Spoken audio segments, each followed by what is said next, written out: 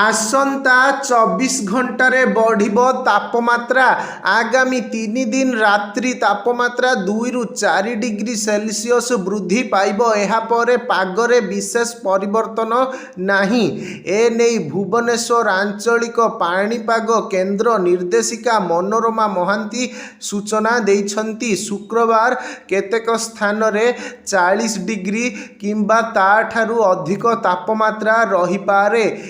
नहीं संबलपुर और बौद्ध जिला को येलो वार्निंग जारी करिछि पाणीपाग विज्ञान केन्द्र। 29 तारीख रे मध्य गोटे दुईटी स्थान रे ग्रीष्म प्रवाह रही पारे। खास करी झारसुगुड़ा बौद्ध सोनपुर बलांगीर एवं कलाहांडी जिले रे रहिबो बोली विभाग कहिछि। सेहि भली 30 तारीख रे मध्य ग्रीष्म प्रवाह जारी रहिबो। गत 24 घंटे बौद्ध जिले में 38.9 डिग्री सेल्सियस सर्वाधिक तापमात्रा रेकर्ड करा जाइछि। 38 डिग्री अधिक तापमात्रा 12टी जिले में रेकर्ड करा जाइछि।